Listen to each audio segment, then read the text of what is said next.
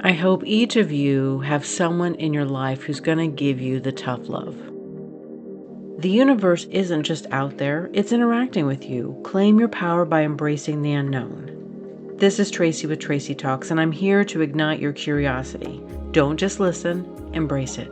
Remember to rate, review, and subscribe and share with others who would enjoy listening to this podcast. Friends can find Tracy Talks available on iTunes, Spotify, Substack, and YouTube. Hit me up on Instagram and Facebook at More Tracy Talks. I am lucky enough to have people in my life who can deliver tough love.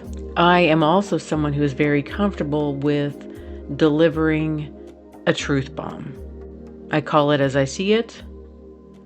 Don't ask for my opinion unless you really want to hear the truth. This type of communication, this type of circle of friends isn't something that just happened overnight. It has been intentionally cultivated. I am lucky enough to have some people around me that I've had in my life for decades. I realize that this is not as common as we would hope that it was. And I know as we age and mature, it becomes more difficult to establish new friendships. It becomes difficult to find those like-minded, fun individuals that we just want to hang out with. Everyone is limited on time. Everyone is limited on energy. And at this point in my life, those relationships, I have to intentionally make time to continue to cultivate and grow that. The more that I continue to age, I look at relationships completely different. A term that's typically used for financial investments, I'm now applying to my relationships. What is my return on investment? How much can and do I invest? And what is the return? And how does that come back to me? Starting up new relationships, there is a huge investment in the initial period, because if you just meet a random person, you don't know anything about them, and there is a lot of energy and time that is really needed to get that relationship started and growing. I'm not saying that's a bad thing, I'm just saying it's a huge investment. I have found that reconnecting with people from my past has been a lot more rewarding. It is easier to reconnect because we have so much of a shared experience. We have similar life experiences, and oftentimes we have this already established common ground. And I am finding that reconnecting with people in my past has been extremely rewarding. It's like we had all of these experiences when we were in our teens and early 20s. We set out in different directions, and now we're reconnecting and we're sharing our experiences and continuing on. When we reconnect with someone, we don't have to explain all of the who's and the why's and the how's. And oftentimes, my story is very similar and has overlapping themes as the people that I grew up with. And that feels safe, that feels comforting, that feels nurturing. There is a core group of women that I surround myself with now. And we've had these intersections in our life where we come together and then for whatever reason we get pulled apart, things happen, life happens, and then we have consciously chose to come back together. When we discuss life and what is happening, it's interesting because I know when a couple of us got into relationships, we invested so much time into that romantic relationship that we had to give all of our time to them, and we couldn't have our own friends anymore. And that was a huge mistake. It was a huge mistake on many levels because we didn't have someone to talk out our feelings and our experiences and our emotions. We didn't have a support group in the way that we needed to be emotionally supported. We didn't have someone that was on our team. When things get bad in a romantic relationship and you don't have anybody on your team, it can feel very isolating and defeating. My female friends have been able to support me in ways a man could never support me. And I'm talking about emotional support. And then I circle back around to my return on investment.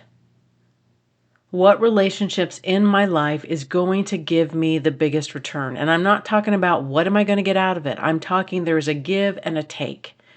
You have to give. You have to be willing to share whatever it is to the group so that you can enjoy the return. I'm not talking about walking out into the world expecting everybody just to give to you without you being willing to show up.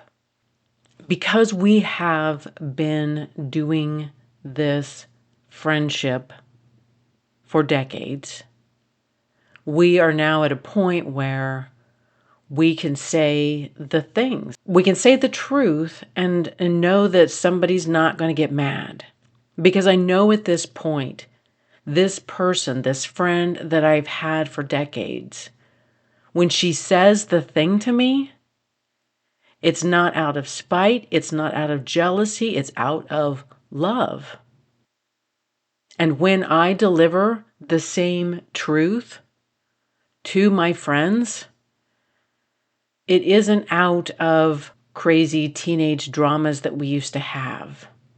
When I say something that's truthful to you, that may sting a little bit, that may wake you up a little bit, it's simply out of, I love you, I want the best for you, and how can I support you through this? Life is so much more enjoyable when we have a community around us, when we have people that are on our team, who are willing to walk with us, who are willing to support us.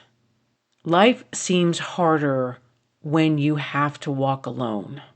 Life seems harder when you don't have true friendship in your life. And at this point in my life, when I look at my relationships, I realize that my female friends versus a romantic partner, I look at the return on investment. And what is that return and what form does that come in? And at this point, the female friends have a greater return on investment. And it's not good or bad. It's just a fact. It's just a fact that as I am moving into this later stage of life, and I'm moving into a period where I'm being gifted this ability to come into myself and have the freedom to explore what that is because there's more time.